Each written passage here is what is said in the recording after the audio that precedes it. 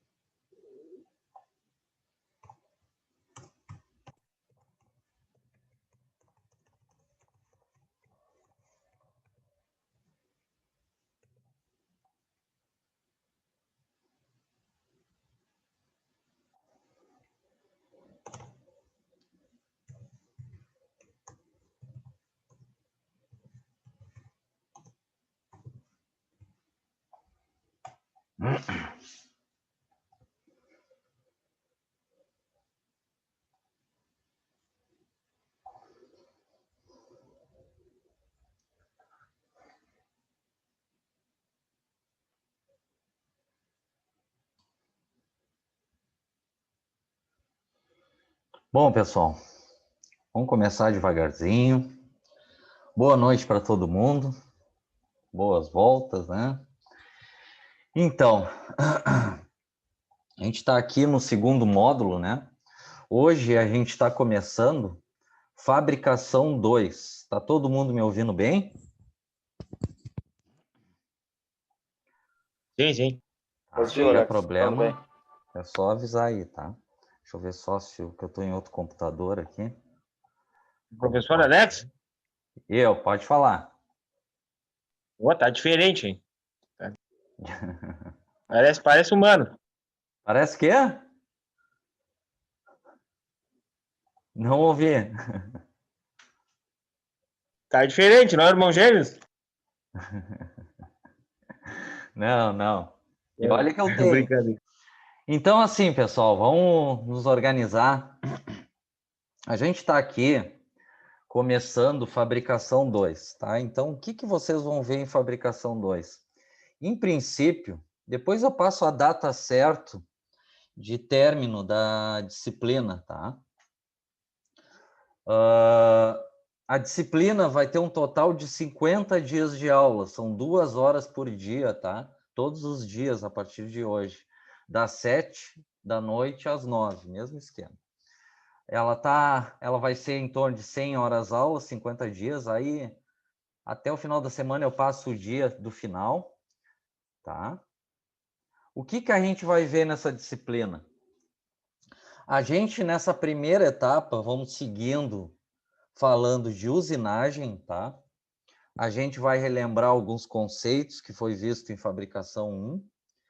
Vamos retomar torneamento, tá? Torneamento, o nosso foco vai ser operações especiais, tá? Principalmente rosqueamento.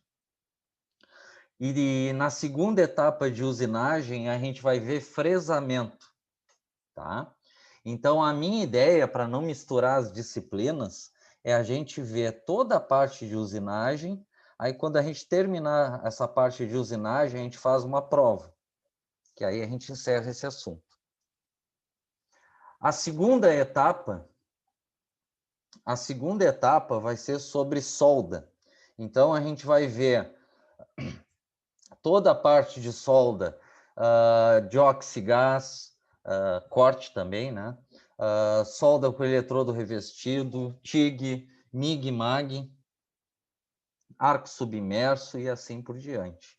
Então, na segunda etapa da disciplina, a gente vai ver parte de solda. Quando a gente terminar, a gente faz uma segunda prova, né, na parte de soldagem, ok? Para terminar essa disciplina, a terceira etapa... Tá travando, hein? Tá travando, Alex. Tá travando? Acho que é a internet que está com sinal fraco. É isso, homem.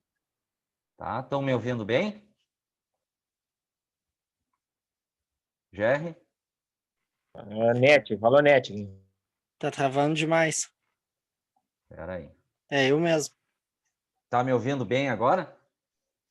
Agora melhorou. Tá, então eu vou indo devagarzinho, então. Tá bom.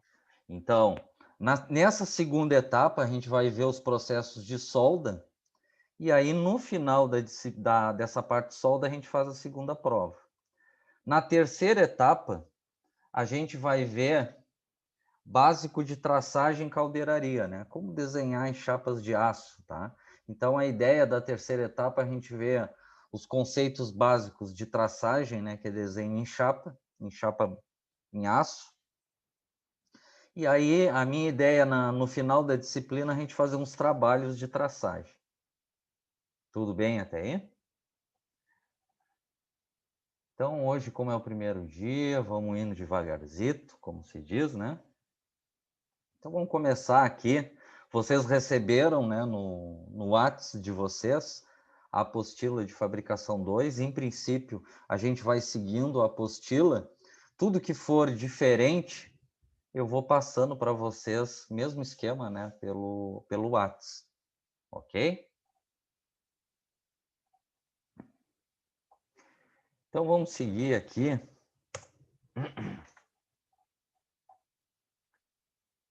Na página 17. Ok? Então, aqui a gente vai rever hoje, para a gente não embaralhar muito a mente. Vamos começar com umas coisas mais simplesinhas que vocês já tinham visto. De fabricação 2, né? Definição de usinagem, vantagem e desvantagem, um pouquinho de histórico aqui, tá? Página 17. Então, aqui, introdução dos processos de fabricação. Os processos de fabricação que envolve mudança de forma pode ser classificados em duas categorias. Fabricação com remoção de material. Então, isso a gente viu em fabricação 1. Quando tem remoção, qualquer processo que tem remoção de cavaco, é usinagem. Então, serramento, torneamento, fresamento, retificação e assim por diante. Porém, a fabricação também é classificada sem remoção de material. Um deles a gente viu em fabricação 1, que é... Travou. Oi. Não sei se é só para mim, mas tá trancando A direto internet aqui. está travando um pouco hoje. Tá travando, Então- tá travando. Tá, estão me ouvindo bem agora? Tá travando muito, né? Eu não tô conseguindo entender nada. Tá travadão, hein? Oi. Estão me ouvindo bem agora? Só o início a gente nem escutou nada. Tá, então vamos de novo aqui. Aqui em casa tá dando... Não tá legal a internet hoje. Qualquer coisa, amanhã eu já retomo na escola lá, que na escola já a internet já é melhor. Então, vamos lá. Então, aqui, ó. Estão me ouvindo? Sim, sim, agora melhorou. Tá, então... Então, vamos retomar aqui na página 17, né? O início aqui de fabricação 2. Então, aqui está só conceituando, né? Que a fabricação é dividida em processos de remoção de material, cavaco. Então, todos os processos que têm remoção de cavaco é a usinagem, que a gente viu lá. Serramento, torneamento, fresamento, que a gente vai ver, retificação e assim por diante. E também a fabricação é classificada em processos sem remoção de material. Um deles a gente viu, que é a fundição. Mas tem outros que vocês vão ver. Vocês já tiveram sistemas e processos mecânicos?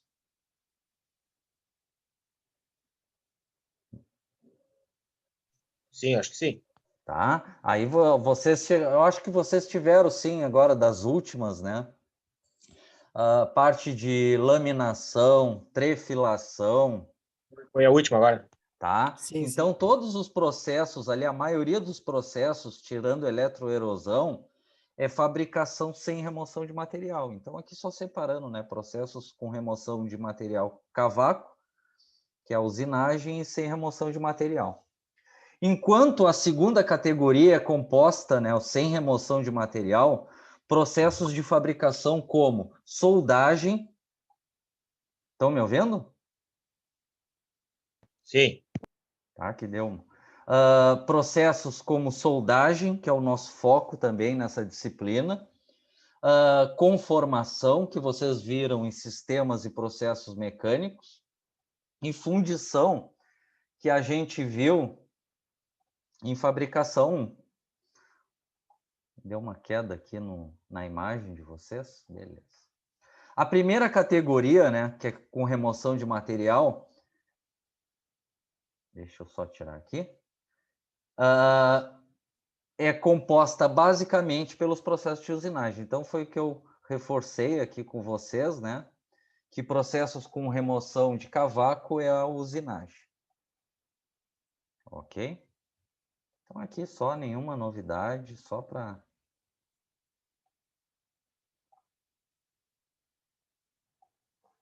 a gente relembrar. As peças metálicas fabricadas pelos processos metalúrgicos convencionais, como fundição e forjamento, vocês acho que devem ter visto forjamento, né? Em sistemas e processos mecânicos. É aquele processo lá que tem uma espécie de martelamento, que é para unir os grãos do aço para aumentar a resistência mecânica. A gente lembra lá daqueles filmes, né, de espada, os caras fazendo espada, né? Então, quando eles estão com uma reta por cima lá da espada, eles estão fazendo um forjamento. Apresentam geralmente uma superfície mais ou menos grosseira, que é o que a gente viu em fundição, e que, portanto, exige um determinado acabamento. Por outro lado, os processos citados nem sempre permitem obter certos pormenores, como determinados tipos de saliências e reentrâncias, furos roscados, furos passantes e etc.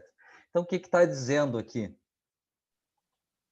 Que furos roscados, como muitos furos, rasgos, é feito por processos de usinagem.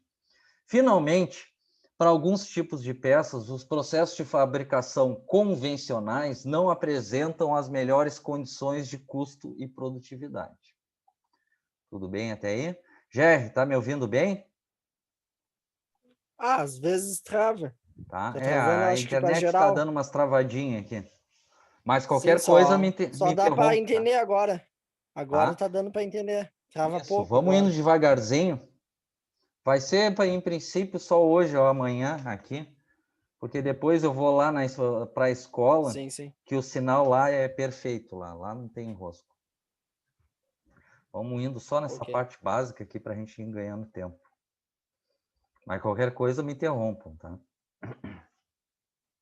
Os processos de maquinação possibilitam atingir esses outros objetivos, os quais, entre consequência, podem ser assim assumidos. Então, aqui, sobre os processos de fabricação, o que eles fornecem, né? Acabamento de superfícies de peças fundidas ou forjadas, né? Então, a gente falou isso em fabricação 1, que todas as peças fundidas vão passar por um processo de usinagem, uma furação, enfim, mecanicamente, de modo a obter melhor aspecto superficial e dimensões mais precisas. Por quê? Porque o processo de fundição ele não é preciso, né? Pegar a fundição em areia verde pode dar um erro dimensional de até 1 milímetro. Então, a usinagem corrige isso. De acordo com as especificações de fabricação e com a sua utilização. Ok? Também esses processos, né, eles permitem travando, a Alex. obtenção por menores... Travou. Oi? Trancou de vez. Tá, vamos só para retomar. Agora gaguejou. Estão me ouvindo bem agora? Travou, Alex. Tá, espera um pouquinho. Travou, não dá pra entender nada.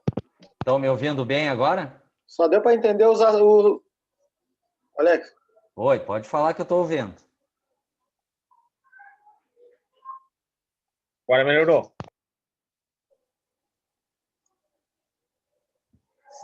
Então tá, eu vou seguindo aqui devagar aqui.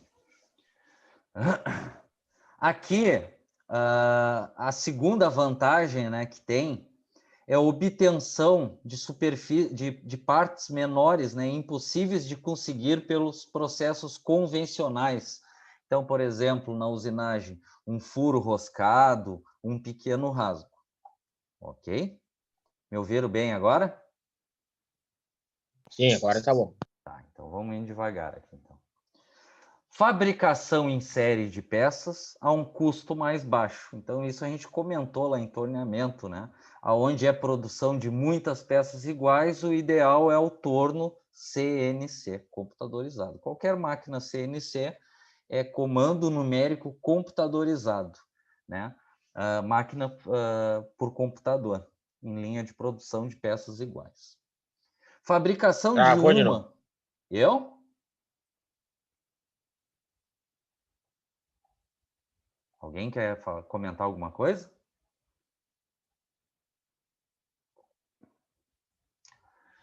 Então, fabricação de uma ou poucas peças, praticamente de qualquer forma, a partir de um bloco de material metálico. Então, o que a gente viu lá em fabricação 1, que o torno faz, de certa forma, peças redondas. No decorrer dessa disciplina, a gente vai ver o fresamento, que é o que complementa o torno mecânico. Então, digamos que faz as peças quadradas, rasgos, dentes de engrenagem e assim por diante, né? Travou. No processo de fresamento. Ok? Então, repetindo o que eu tinha comentado aqui.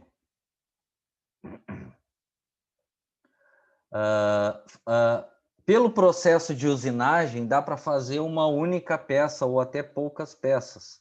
Então, o que eu tinha comentado? que o torno mecânico, enquanto faz, digamos, peças redondas, o fresamento, que é o que a gente vai ver ainda nessa disciplina, fariam, digamos, as peças quadradas, ou dentes de engrenagem, isso tudo a gente vai detalhar. Ok?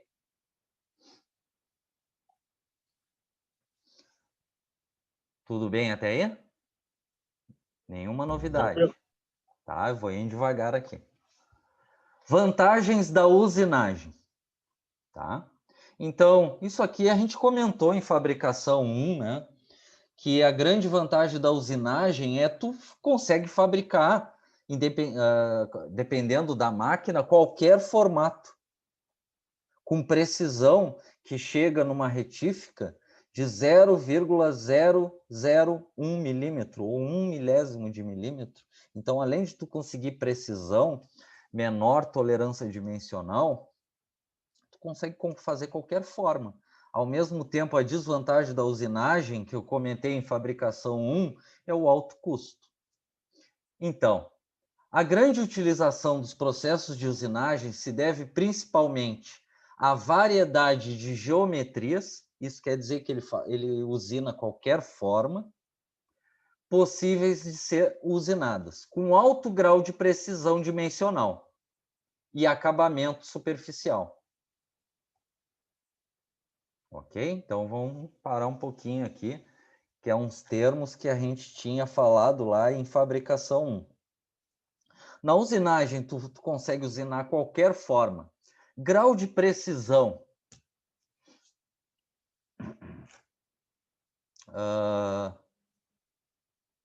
Vamos dar uma olhadinha aqui.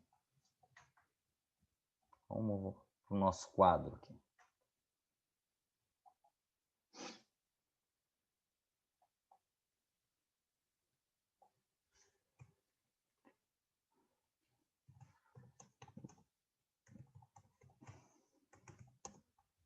Grau de precisão da usinagem. Ou seja, que é uma vantagem, né? Menor tolerância.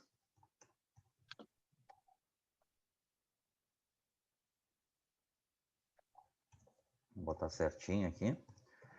Dimensional. Para vocês terem ideia, no torno mecânico, um torno universal, que a gente salientou lá em fabricação 1, ele tem um grau de precisão, que é os anéis graduados dele, de 0,05 milímetros. Precisão média de um torno universal. Porém, um torno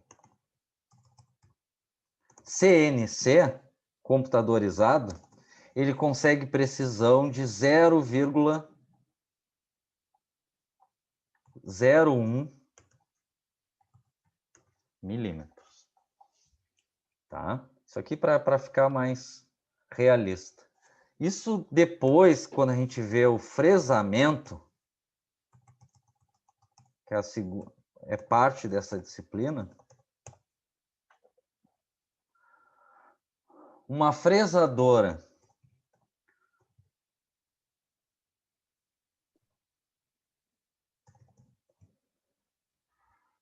convencional, ela tem uma precisão boa, uma máquina de boas condições, né, de 0,02 milímetros. E uma fresadora CNC é o mesmo princípio do torno, 0,01 milímetros. Isso aqui, para vocês terem ideia, é a precisão da usinagem. Ok? Aonde tu vai conseguir maior precisão na usinagem?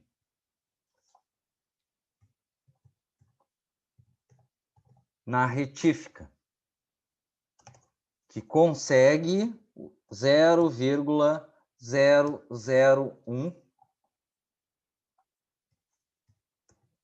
milímetros.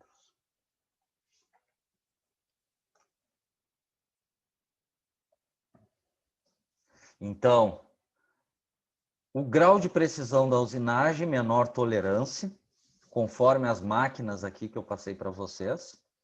Em relação a acabamento, pessoal, qual é a... Lembra que até eu comentei o instrumento utilizado para medir o acabamento das peças em linha de produção? É o rugosímetro, rugosidade, micrômetro. Ok? Então, é o mesmo princípio. O torno e a fresadora têm lá um acabamento, uma rugosidade lá boa. Dessas máquinas aqui, o que apresenta melhor acabamento, ou seja, menor rugosidade, é a retífica. Tá claro até aqui, pessoal? Isso tem que ficar bem claro aqui para vocês. Deixa eu só ajustar aqui, que tem um barulhinho. Deu. Tudo bem até aí? Estão me ouvindo bem? Voltei fazendo barulho. Feliz ano novo para todo mundo aí. Agora já vou poder assistir as aulas de novo. Desculpa te atrapalhar aí, professor. Tu tá no turno da noite ainda, Henry? Não, mudei, passei pro dia agora. Vou conseguir assistir as aulas de novo, graças a Deus. Não, que seja bem-vindo. Tudo bem, pessoal, aqui? Isso aqui parece bobagem, mas é importante, pessoal. Aqui está o grau de precisão das máquinas convencionais, como torno universal e fresadora convencional. Tu vai conseguir maior precisão nessas máquinas CNC, no máximo 0,01 milímetro. Se tu quer mais precisão que isso, só na retífica, com melhor acabamento. Tudo bem? Posso voltar para a apostila? Sim.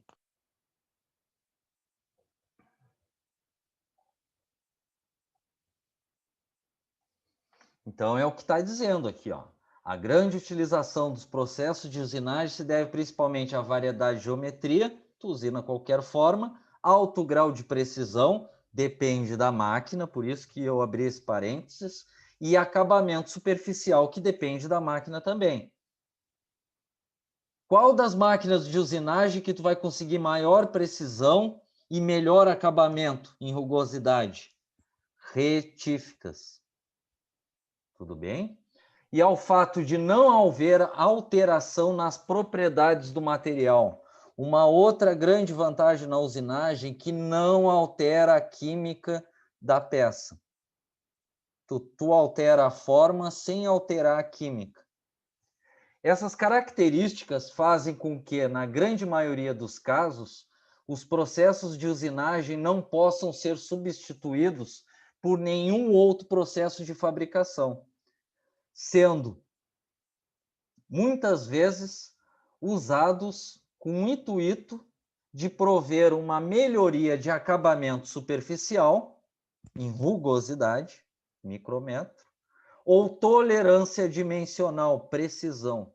Lembrando, quanto menor a tolerância dimensional, maior a precisão do produto manufaturado por outros processos. Tudo bem até aí, pessoal? É só uma revisão aqui nessa parte, tá?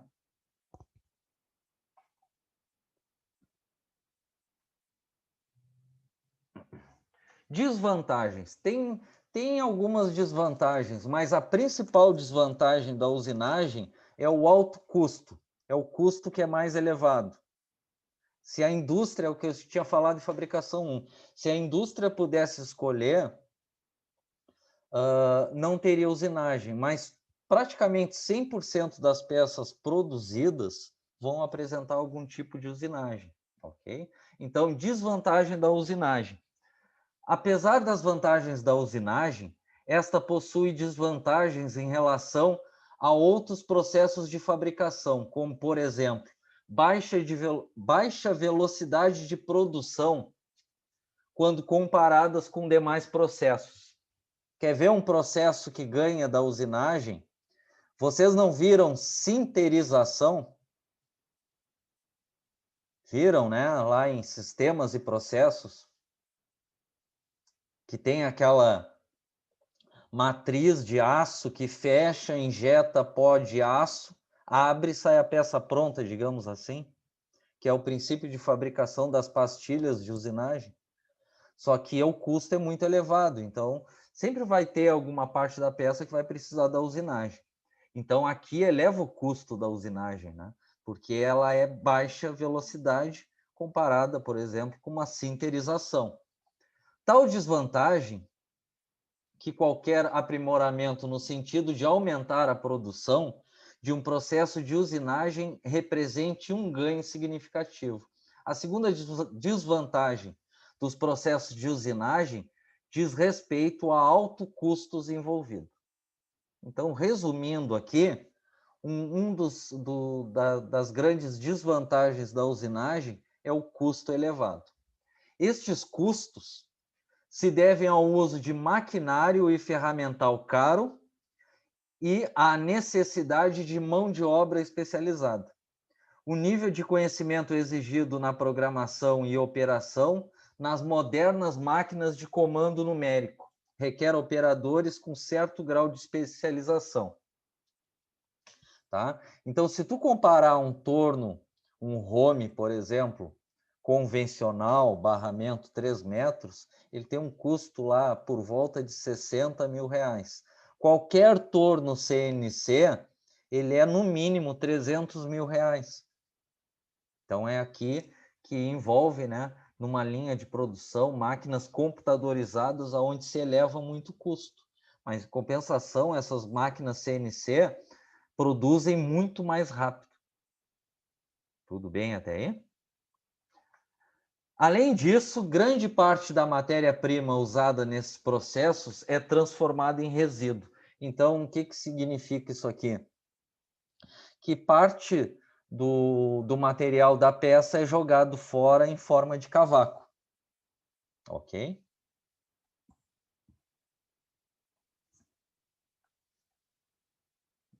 Estão me ouvindo bem? Tudo bem até aí? Tranquilo. Tá, vamos indo devagarzinho, qualquer coisa, dá um grito aí. Mas não se preocupem que eu acho que a partir de quarta, mais tardar quinta, eu já vou estar na escola e aí o sinal vai estar como vocês estão acostumados, tá? Definição da usinagem. Aqui também nenhuma novidade, tá? Usinagem é o termo que abrange processos de fabricação por geração de superfícies por meio de remoção de material, conferindo uma dimensão e forma à peça. Então, usinagem é o que eu tinha comentado. Qualquer processo que gere cavaco. Corte em serras, né? Torneamento, fresamento, retificação e assim por diante. Uma definição bastante ampla do termo usinagem. Travou.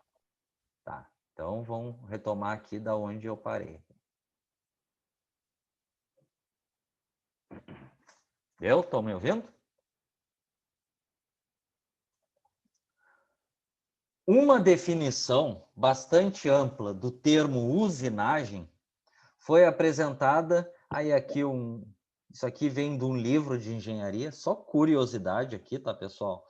Ferrarese, que diz que como operações de usinagem entendemos aquela que ao conferir à peça a forma ou as dimensões ou acabamento, ou qualquer combinação dessas três. Aí, como eu tinha dito, qualquer uma que produza cavaco. Ok? Então, é como eu disse para vocês, hoje é só essas partes mais leves para a gente começar devagarzinho e depois vai complicando um pouquinho. As operações de usinagem dividem-se em processos de usinagem convencional. Então, aqui, ó, uma coisa para a gente bater martelo. Processos de usinagem convencional é torneamento, serramento, fresamento, retificação. É os mais convencionais. E os não convencionais, né? Jato abrasivo, exemplo, limpeza de peça por granalha. Plasma, que a gente está acostumado, plasma manual e plasma CNC para corte de chapas. laser, que a gente está acostumado para corte de chapas também, corte de precisão, principalmente corte inox. Aí aqui só citando ultrassom, eletroerosão, que acredito que vocês viram em sistemas e processos mecânicos, tá? Então, por exemplo, processo de eletroerosão, lembro lá que a peça estava mergulhada num banho químico e tinha uma espécie de um eletrodo que ia gerando um arco elétrico, usinando a peça. A principal função da eletroerosão, que ela é de precisão, é fazer moldes, né? Matriz, por exemplo, para sola de tênis. Ok? Aí aqui citando outros processos que não é convencional, feixe de elétrons. Tá? Então aqui só citando, né? Processos não convencionais, jato abrasivo, plasma e assim por diante. Dentre os processos de usinagem convencional, se destacam devido ao uso mais amplamente difundido. Aqui os mais usados, né? Torneamento, fresamento, que a gente vai ver nessa disciplina, e aqui furação.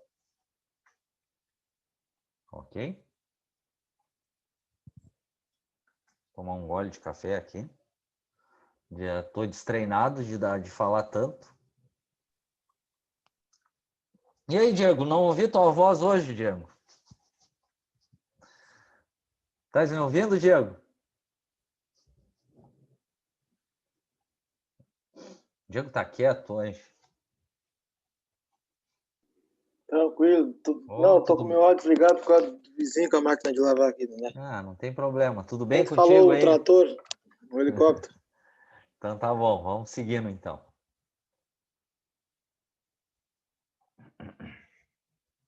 Então aqui só um breve histórico, curiosidade, tá? Só curiosidade mesmo, que faz parte do plano de curso de vocês, tá? A máquina ferramenta, também chamada de máquina operatriz. Então, isso aí também a gente viu em fabricação 1. Toda vez que a gente fala máquina ferramenta ou máquina operatriz, são máquinas de fabricação e usinagem. Torno mecânico, fresadoras, retificadoras, mandrilhadoras, serras. Isso é máquina ferramenta ou máquina operatriz. No Brasil, é uma máquina utilizada na fabricação de peças metálicas, plásticas e etc. De revolução, quando na mecânica a gente fala de revolução, é sempre assim, pessoal, isso é importante até em softwares de desenho e alguma coisa. Quando se fala de revolução, é de giro, tá? De revolução quer dizer de giro. Por meio da movimentação mecânica de um conjunto de ferramentas. O torno mecânico é a máquina-ferramenta mais antiga e dele derivam todas as outras inventadas pelo homem.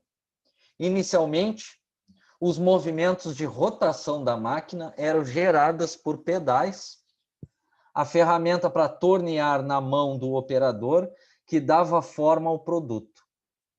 Aí aqui, né? Um dos primeiros tornos, que é bem parecido com aquelas máquinas de costurar, as mais antigas, tá? Daí a importância da sua habilidade no processo de fabricação. Quando a ferramenta foi fixada à máquina, o operador ficou mais livre para trabalhar. Pode-se dizer que nesse momento nasceu a máquina-ferramenta. Então aqui só curiosidade, né? Falando um pouquinho da história das máquinas-ferramentas. O torno desde a antiguidade, aqui na página 19, é utilizado como meio de fabricar rodas, partes de bombas d'água, cadeiras, mesas e utensílios domésticos. Tá? Aqui está muito resumindo, né? Porque pelo que a gente viu em fabricação 2, pensa em qualquer peça cilíndrica, cônica, roscas e assim por diante. Sabe-se, inclusive, que antigas civilizações, a exemplo dos egípcios, assírios e romanos, já utilizam antigos tornos como meio fácil de fazer objetos com formas redondas. Os tornos de vara foram muito utilizados durante a Idade Média e continuaram a ser utilizados até o século XX por alguns artesãos. Nesse sistema de torno, a peça a ser trabalhada era amarrada com uma corda presa numa vara sobre a cabeça do artesão e sua outra extremidade era amarrada a um pedal. O pedal, quando pressionado, puxava a corda, fazendo a peça girar. A vara, por sua vez, fazia o retorno. Por ser fácil de montar esse tipo de torno, permitia que os artesãos se deslocassem facilmente para lugares onde houvesse a matéria-prima necessária para eles trabalharem. Então, aqui, só curiosidade falando da história aqui de máquinas que deram a fundamentação do torno mecânico, né? Torno a arco no Império Romano, torno de variedade média, torno de fuso, em torno aí de 1600. Ok? A necessidade por uma velocidade contínua, né? O que quer dizer uma velocidade contínua? Que é o torno mecânico com a mesma rotação. Depois que vocês ajustam, que é o que vocês aprenderam, ajustam lá para 500 RPM, a rotação vai ser sempre a mesma, ou seja, contínua, 500 RPM. De rotação, fez com que fossem criados os tornos de fuso. Esses tornos necessitavam de 2 pessoas para serem utilizadas, mas dependendo do tamanho do fuso, enquanto um servo girava a roda, o artesão utilizava suas ferramentas para dar forma ao material. Esse torno permitia que objetos maiores e com materiais mais duros fossem trabalhados. Então, aqui só comentário, né, que começou a evolução, né, do torno mecânico. Com a invenção da máquina a vapor por James Watt, os meios de produção, como teares e afins, foram adaptados à nova realidade. O também inglês Henry, aí aqui, Maudslay, adaptou a nova máquina a um torno, criando o primeiro torno a vapor. Essa invenção não só diminuía a necessidade de mão de obra, uma vez que os tornos podiam ser operados por uma pessoa apenas, que é o que acontece hoje, né? Como também fez com que a mão de obra se tornasse menos especializada.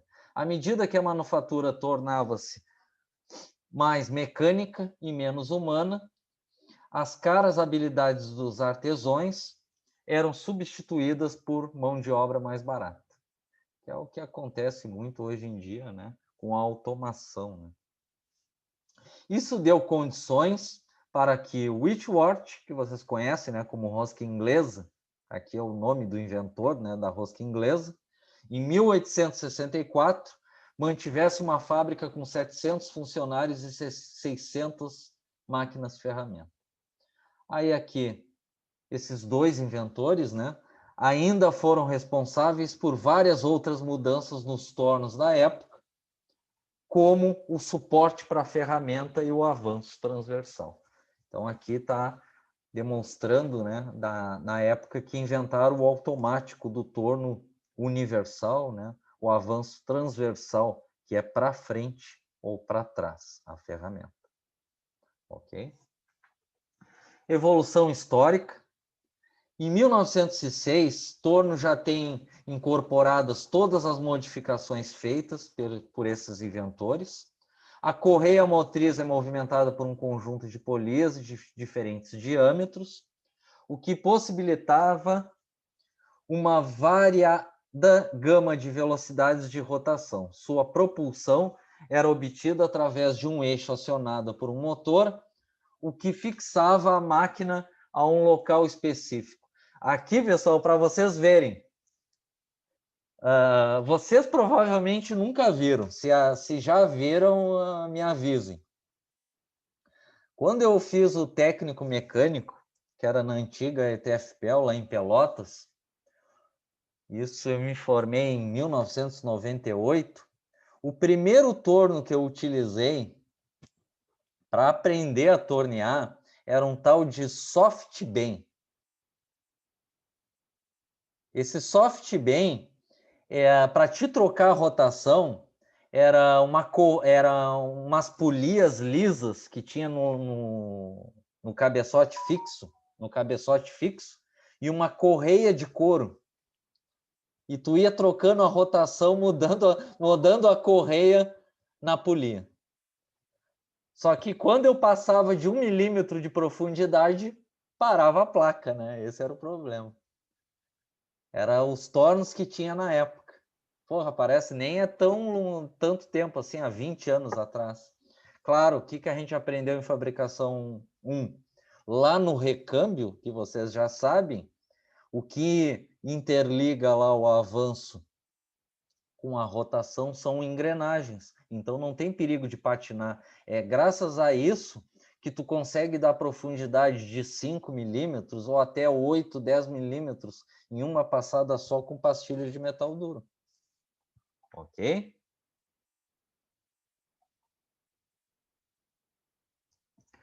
Em 1925, saiu aqui o torno paralelo. O problema de ter de fixar o torno é resolvido pela substituição do mesmo por um motor elétrico nos pés da máquina. A variação de velocidade vinha de uma caixa de engrenagens e desengates foram postos nas sapatas para simplificar alcances de rotação longos e repetitivos. Apesar de apresentar dificuldades para o trabalho em série devido ao seu sistema de troca de ferramentas, é o mais usado atualmente. Então, aqui só dizendo, né, em cada época, né, a evolução do torno. Em 1960, surgiu o torno automático. Mais adiante a gente relembra, né, os tipos, só vamos citar, não vamos detalhar tanto como a gente detalhou lá em fabricação 1, era só um lembrete. Lembra, né, que existe 2 tipos de tornos automático, né? O torno automático, que é aquele que tu bota uma barra de 6 metros atrás e ele fabrica peças simples, né? Só que demora em torno de 2 horas só para regular ele. E o torno revólver é um tipo de torno automático também. Para satisfazer a exigência de grande rigidez, quando falar rigidez, ó, um outro termo aqui, ó. Quando falar em rigidez em qualquer máquina, significa que ela vibra pouco, ou muito, ou praticamente não vibra, né? Porque o problema da usinagem quando vibra é quebra de ferramenta. Criou-se uma estrutura completamente fechada. A máquina é equipada com engate copiador que transmite o tipo de trabalho de gabarito através de uma agulha. Aqui só curiosidade. E aqui só dizendo a data, né, que foi inventado o torno CNC, em 1978, né, computadorizado. Apesar de não apresentar nenhuma grande mudança na sua mecânica, o torno CNC, comando numérico computadorizado, como é chamado, substituiu os mecanismos usados para mover o cursor por microprocessadores, ou seja, o computador. O uso de um painel permite que vários movimentos sejam programados e armazenados, permitindo a rápida troca do programa. Ok? Então, aqui só curiosidade. Quando eu digo curiosidade, que eu não vou cobrar isso na prova de vocês, né? Mas faz parte do conteúdo a gente dar uma olhada aqui no histórico, né, das máquinas. Tá?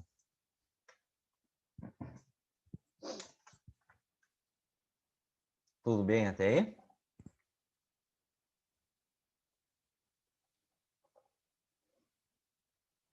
Então vamos avançar mais um pouco. Então aqui a gente relembrar, né, as ferramentas de corte. As ferramentas para torneamento também sofreram um processo evolutivo ao longo do tempo. A demanda de produção, cada vez mais acelerada, forçou a procura de ferramentas mais duras e eficientes. Dos cinzéis, utilizados nas operações manuais, até pastilhas cerâmicas de alta resistência. Então aqui, pessoal, vamos relembrar aqui.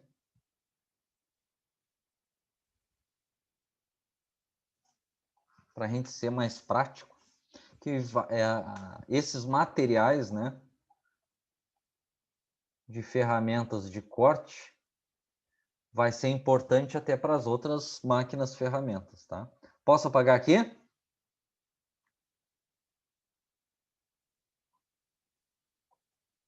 Pode. Tá liberado. Perfeito.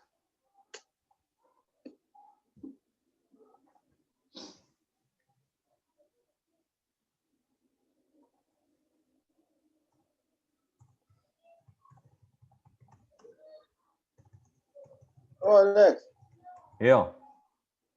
é o Diego. Tu deve estar vendo eu rir aqui, cara, mas é que tem hora que tu entra, que trava aí, cara, e daqui a pouco tu entra, parece até um narrador narrando o gol, cara, correndo. O cara não entende quase. Eu sou que eu tenho quase nada. Tu entra aquilo, né? Falando com a Fórmula 1. Deu. Ele Tá trava, depois tu vem conseguindo, correndo. Já. tu tá conseguindo entender, ô Diego? Não, quando eu pego essa parte, estou correndo, meio complicado. Tá, então Aciona o VAR, ô Diego. Aciona o VAR. Não, agora eu vou. Quando Eu for acontecer, rever a aula de novo, aí eu boto quando Pede o VAR. acontecer isso, Diego, ô Diego, quando acontecer isso, Oi. me interrompe, tá? Que eu repito, não tem Não, problema. claro, não, de boa, tranquilo. Chama o VAR. Não, mas é engraçado, cara. Então aqui, pessoal, materiais de ferramenta de corte. A gente viu que isso envolve para várias máquinas, né? A gente viu lá que tem o aço rápido,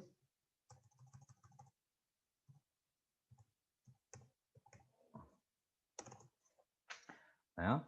Aonde o principal elemento químico, cobalto. O segundo material mais utilizado, ou seja, o mais utilizado, né? Pastilhas de metal duro. Ok. Estou fazendo um genérico aqui, pessoal, que envolve aí brocas, ferramentas para torneamento, ferramentas para fresamento, ok? Ferramentas de nitreto de titânio, são as famosas amarelas.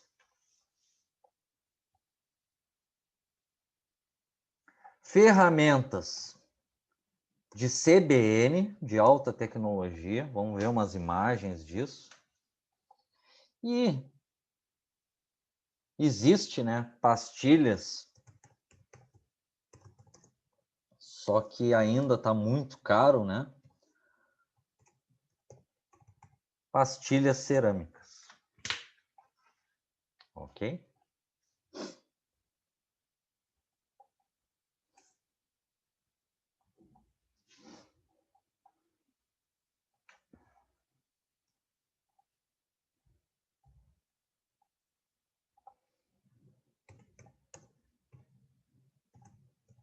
Então, vamos ver aqui umas imagens, nenhuma novidade, é só um lembrete.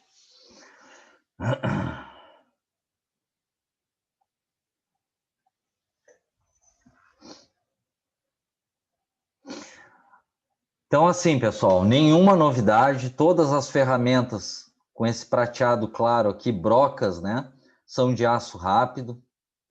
Aqui, machos de aço rápido.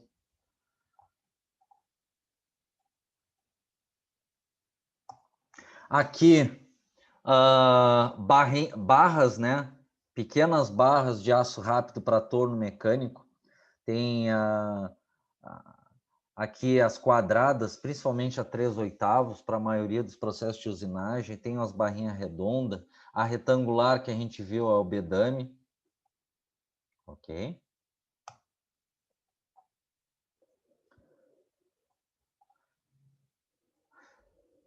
Ferramentas como brocas e até fresas, que a gente vai ver em fresamento, que tem esse banho químico aqui, esse amarelo, é nitreto de titânio. Tudo bem? Que é um banho químico. Ela é só uma camada que tem aqui maior resistência.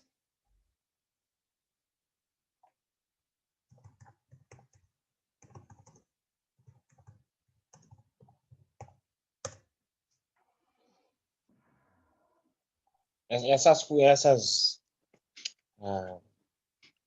imagens na internet se encontra, professor? Às vezes aparece aqui em Rio Grande Essas algumas brocas aí. brocas, né? de nitreto de titânio.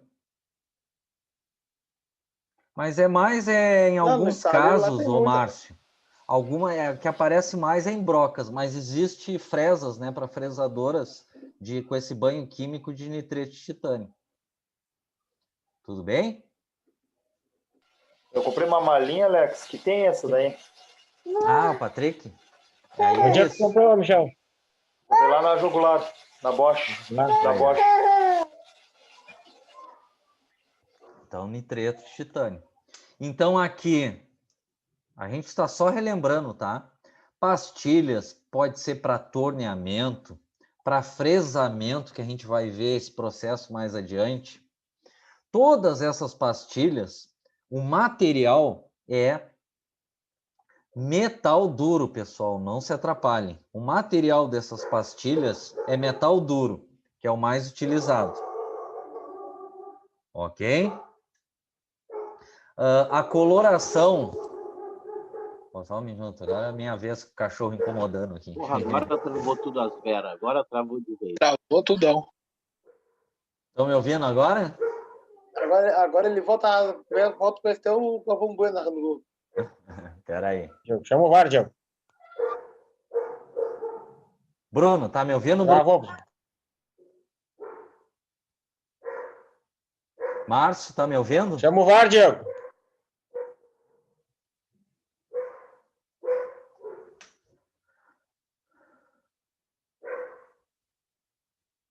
Márcio, Bruno, estão me ouvindo?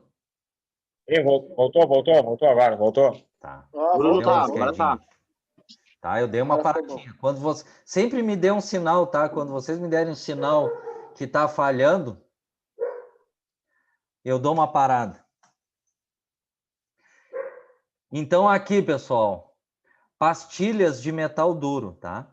Principalmente para torneamento, mas tem para fresamento e assim por diante. Lembrete. Quando o pessoal fala pastilha sinterizada, não tem nada a ver com material, é o processo que foi fabricado elas que vocês viram lá em sistema e processo.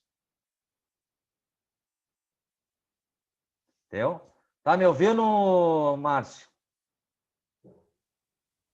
Tá travando pra caramba, Alex. Tá travando muito, cara. Tá travando demais, não tá dando pra entender nada. Espera aí.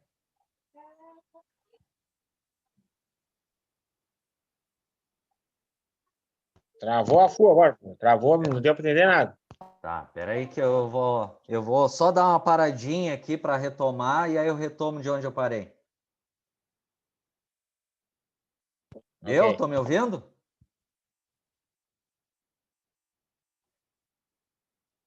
Então vamos seguindo aqui, ó. Aqui, de onde eu parei, as pastilhas de metal duro. Estão me ouvindo bem agora? Sim, voltou Agora agora. sim tá bom. Tá, então vamos indo devagarzinho. Então, o material dessas pastilhas que tem para torno, fresadoras, é metal duro. Não confundam isso com o processo de fabricação delas, a sinterização, tá? Então, a cor das pastilhas, não confundam também o amarelo, não tem nada a ver com nitreto de titânio, continua sendo metal duro. A coloração é em função do material que elas podem usinar. Então, geralmente, para usinar aços, é as amarelas e as cinzas. Ok? Assim como tem outras colorações para usinagem de inox e assim por diante. Ok? Então, aqui, o mais utilizado na usinagem, tá? As pastilhas de metal duro.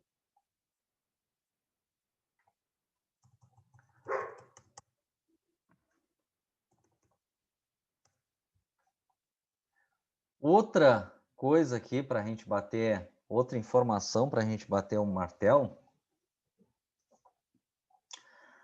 tem esses outros tipos de pastilha, que eles chamam de CBN. Isso aqui é pastilha de alta tecnologia, são as melhores que tem para torno mecânico e para fresadora. Como é que vocês identificam uma pastilha CBN? Todas as pastilhas que têm essas pontas com uma cor diferente, é o material esse, o CBN, nitreto de boro cúbico. Elas são melhores que as de metal duro. Elas só não aparecem muito na indústria porque ainda tem um custo elevado, mas são as melhores pastilhas que tem para utilização. Então, toda vez que vocês falarem de pastilhas CBN, são essas pastilhas que tem na ponta um material diferente. Ok? Ó. Então, aqui, ó, tô abrindo aqui a imagem de vários exemplos de pastilha CBN.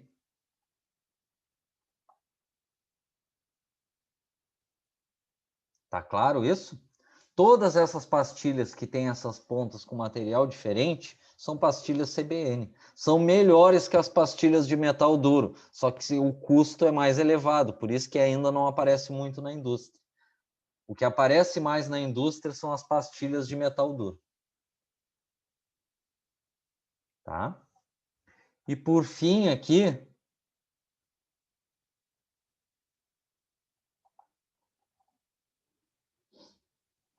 que é o que eu tinha comentado aqui, as pastilhas cerâmicas, que elas são de material cerâmico, né? É de alta tecnologia, ela tem a rosa e a branca, só que ainda não se utiliza, se utiliza muito pouco, porque elas quebram muito fácil e são muito caras.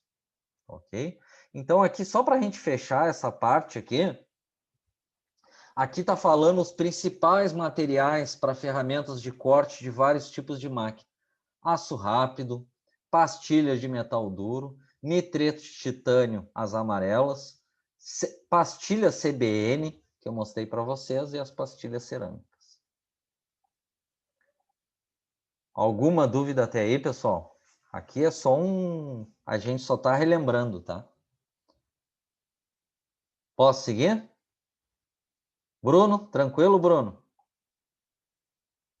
Pode tocar. Tá, vamos ir devagarzinho aí. Qualquer coisa dá um grito aí.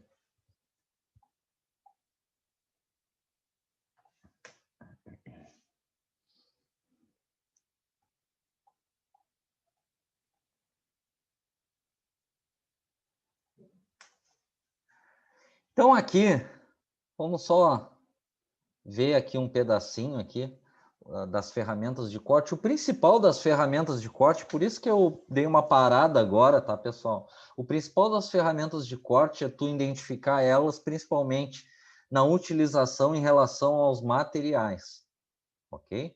Então aqui vamos dar uma repassada aqui na página 20. Ferramentas de corte. As ferramentas para torneamento também sofreram um processo evolutivo ao longo do tempo. A demanda da produção cada vez mais acelerada, forçou a procura por ferramentas mais duráveis e eficientes, dos cinzéis utilizados nas operações manuais até pastilhas cerâmicas de alta resistência. Os primeiros passos de pesquisa passaram pela procura das melhores geometrias, formatos, né, das ferramentas para a operação de corte. A etapa seguinte dedicou-se à busca de materiais de melhores características de resistência e durabilidade. Tá, pessoal? Então, em relação a materiais, foi que eu passei para vocês, tá? Que é o que a gente tinha visto em fabricação 1. Isso serve para fresamento e assim por diante. Finalmente, passou-se a combinar materiais em novos modelos construtivos, sincronizando as necessidades de desempenho, custos e redução dos tempos de parada no processo produtivo. Como resultado desta evolução, consagrou-se o uso de ferramentas compostas, onde o elemento de corte é uma pastilha, lembrando que as pastilhas mais utilizadas é de metal duro. E tem a CBN, que tem aquelas pontinhas de material diferente, que é mais cara, mas é melhor de metal duro. Montada sobre uma base, ou seja, suporte. Ok? Então aqui só uns desenhos, né, que a gente já viu isso. Aqui as pastilhas, principalmente as de metal duro. Ok? Vamos fazer uma chamada para fazer um intervalo? Bem,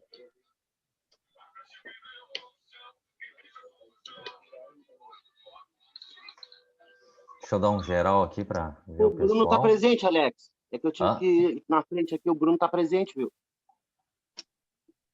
Hã? Não entendi, Bruno. Ah, não, pensei que tinha... É que eu tinha saído agora, saído aqui na frente, tinham me chamado, e eu pensei que você Não, tinha feito a chamada. não te preocupa, tô começando agora. Entendeu? Alexandre Carvalho. Não veio. Alexandre Bonfada. Não veio. Andrew. Não veio. Antônio. Presente. Feito. Ariel. Não veio. Bruno. Presente. Diego. Eu. Euler. Não veio. Gabriel. Presente. Giovanni. Não veio. Guilherme. Não veio. Henry.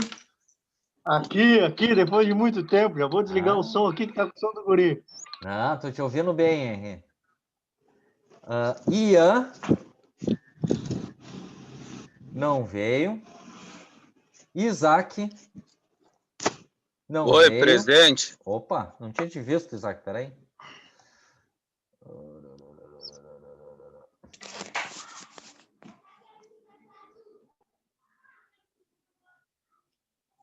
Oi, presente. É. Espera um pouquinho, deixa eu ver aqui o Isaac. Quem é que respondeu presente? Foi o Isaac ou foi o Ian? Oi, o Ian, é que a internet tá ruim, eu tô no edifício. Tá, então o Ian tá presente. Isso. O Isaac não veio. Jerry, Aqui. João não veio. Lucas, Presente. Presente. tá, beleza. Fernando, presente. tá aí também. Michael Guimarães, não veio. Michael Moreira, não veio. Márcio, o Márcio tá aí.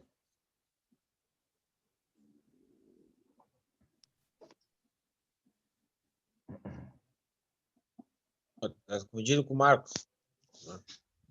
Ah, tá, tô te confundindo. Desculpa. O Márcio não veio. Marcos. Presente. Pô, te confundi, desculpa, Marcos. Não, Milton mas... não veio. Pablo não veio. Patrick. Presente, Alex. Feito. E Rogério não veio.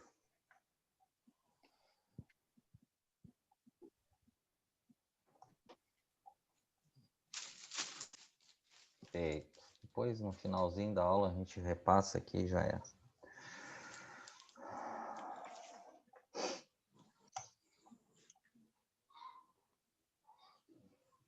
Feito, pessoal. São 8h09. Vamos fazer um intervalo de 20 minutos. A gente retoma agora às 8h29.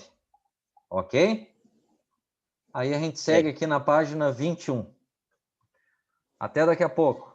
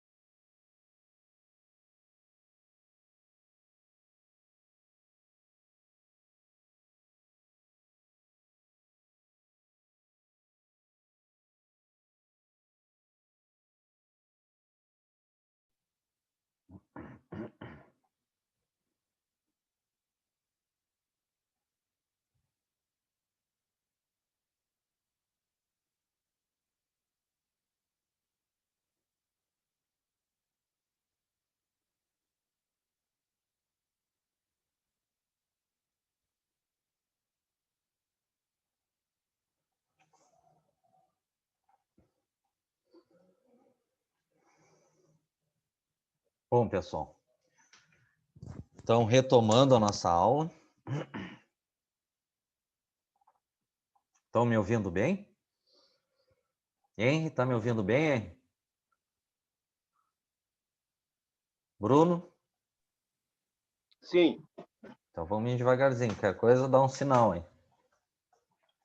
Então, assim, pessoal, essa primeira aula é uma aula mais tranquila, que a gente está só relembrando, por enquanto não tem nenhuma novidade, a gente só está relembrando alguns conceitos, né?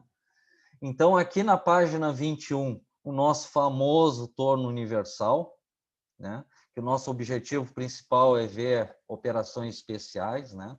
Aqui o cabeçote fixo, caixa norte, e assim por diante. Ok.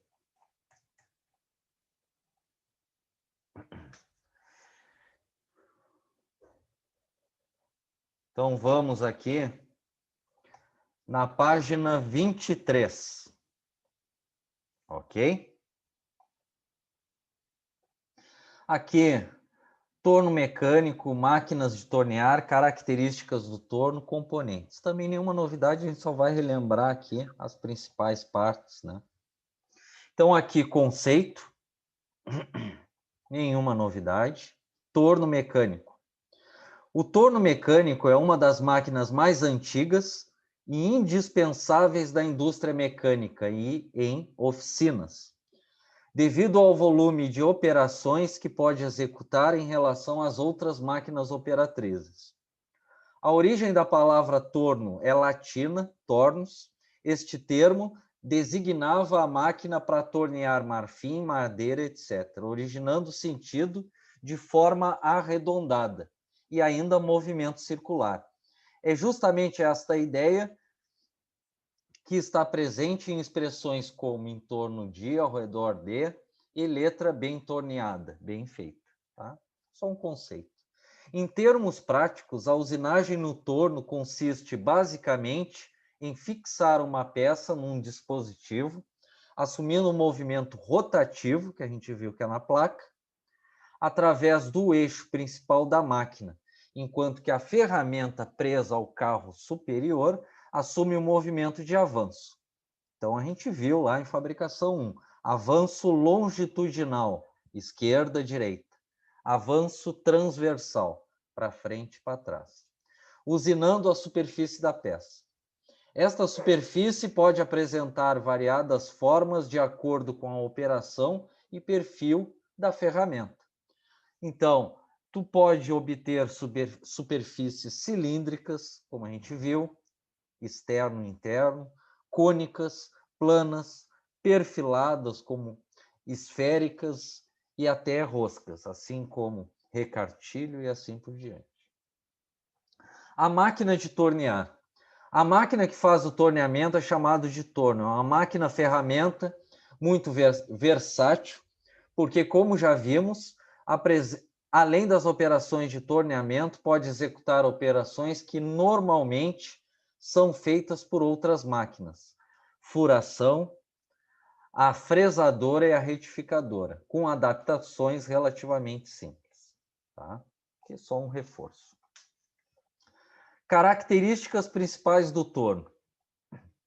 A principal característica do torno é o movimento rotativo da placa, que a gente viu, contínuo, realizado pelo eixo árvore, conjugado com o movimento de avanço da ferramenta de corte.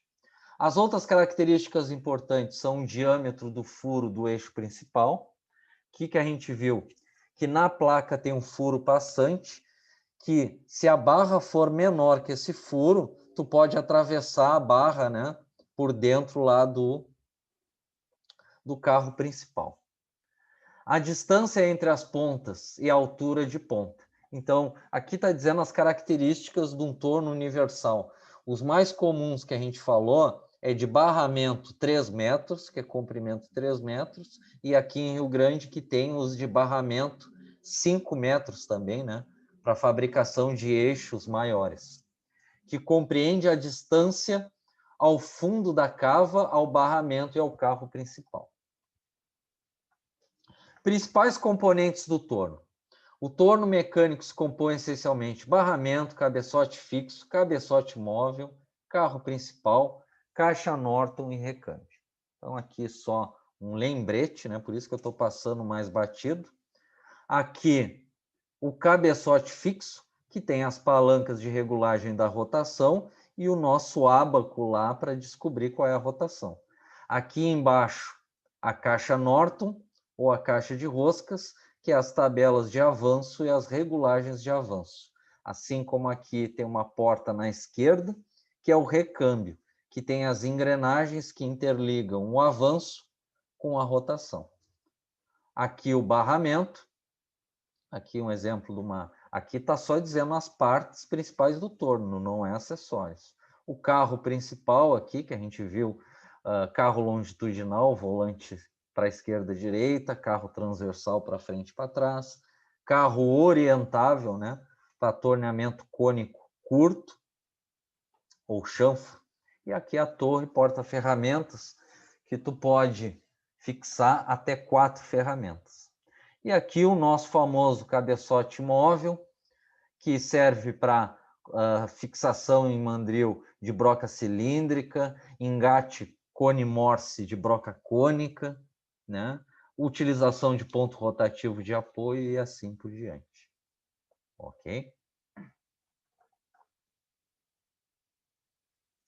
Escolha do torno mecânico. A escolha adequada do torno está ligada à função que será exercida na indústria.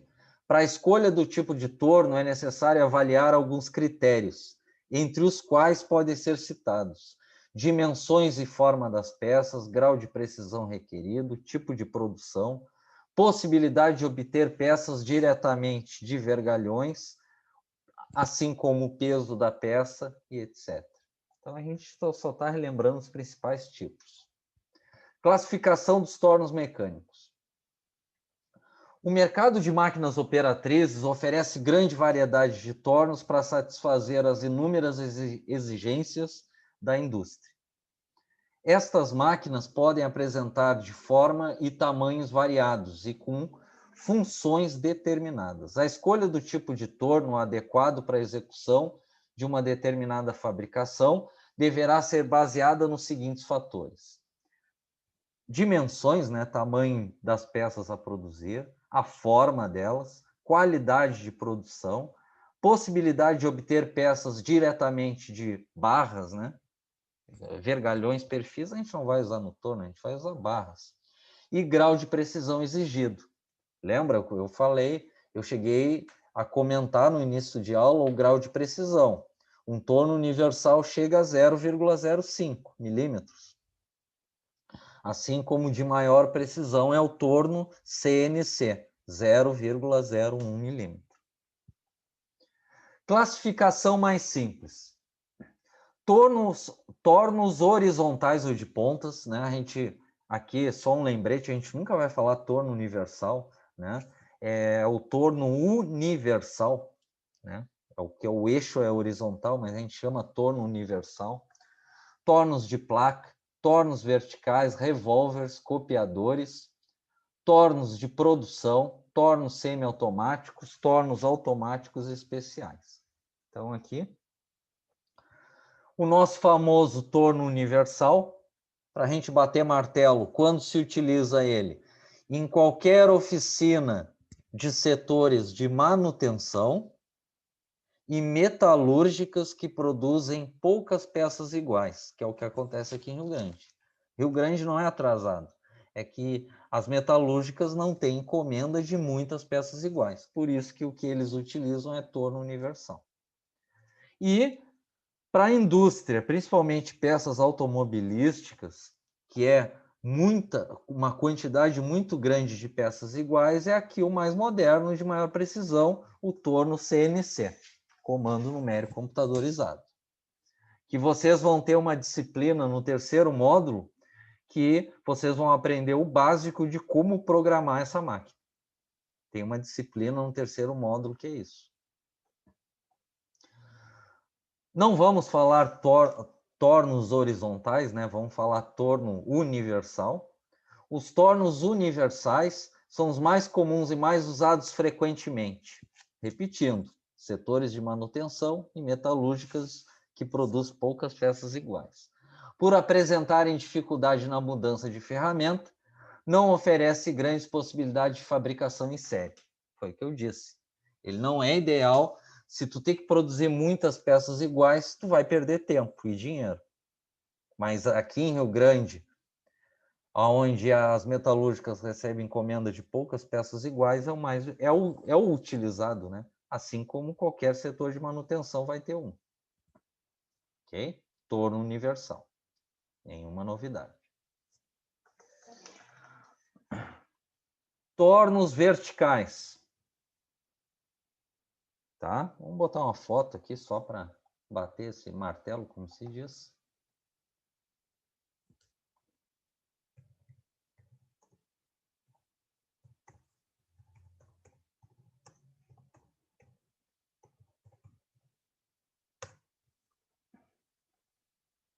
Inversão vertical.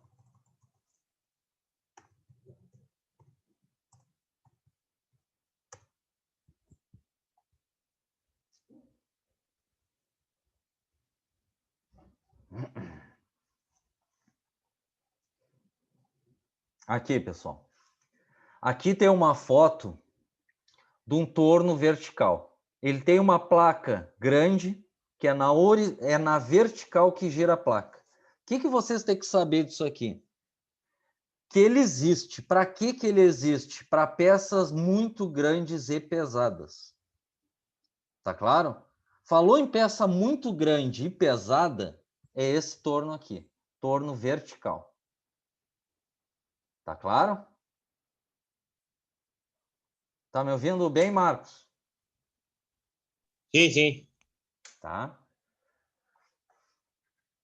Então, aqui é só um lembrete, tá? Então, tornos verticais com eixo de rotação vertical são empregados para tornear peças de grande tamanho. Peças pesadas demais que tu não vai conseguir no universal. Como volantes, polias, rodas dentadas, aí de grandes dimensões. As quais, por seu grande peso, se pode montar mais facilmente sobre a plataforma horizontal que sobre uma plataforma vertical. Até onde eu sei, tem metalúrgica em Pelotas que tem esse torno. Aqui em Rio Grande não sei dizer, que eu não acompanho muito as metalúrgicas. Aí aqui foto, né, do torno vertical. Tá claro? Que é só relembrando. Tá, isso aqui já é uma coisa de Marte, né? Que não tem muito nexo. Pode até existir em algum em algum país aí, mas nunca vi na vida, né? O cara com painel aí deve ser até montagem, né? E vai gerando o que? O cara vai correndo na volta da peça. Enfim, o principal é aqui, ó. Torno vertical para peças grandes e pesadas. Ok? Esse torno aqui, ele é especial, não sei se eu comentei em fabricação 1. Não se chama torno de placa. Vamos voltar aqui.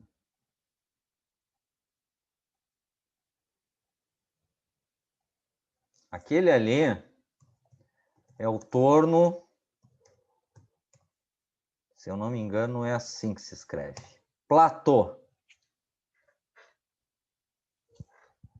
Até onde eu sei, tem em Pelotas também o torno platô. O que é o torno platô? É um torno de eixo horizontal. A operação dele é da mesma forma que o universal, só que ele tem uma placa gigantesca. Eu já vi em metalúrgica em Pelotas, né? É para peças de grandes diâmetros, mas que não seja muito pesado. Porque se for muito pesado, não é esse torno platô aqui, é o torno vertical. Tá claro, pessoal? É só identificação aqui. Então, o torno platô, não é torno de placa, platô é um torno de grande altura de pontas, empregado para tornear peças curtas. Por que peças curtas? Que não seja muito pesada, e principalmente a característica dele, grandes diâmetros. Aí aqui dando exemplos, grandes polias, volantes, enfim, rodas. Torno platô. Aí aqui um desenho aqui de um torno platô. Tudo bem, pessoal? Então aqui corrigindo, né? O livro se autocorrigindo aqui. Que torno é esse? Platô. Ok?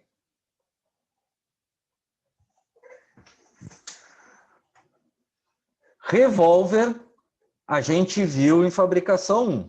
É um torno semiautomático que a função dele é produzir mais rápido várias peças iguais, aonde não vale a pena comprar, por causa do custo, um torno CNC.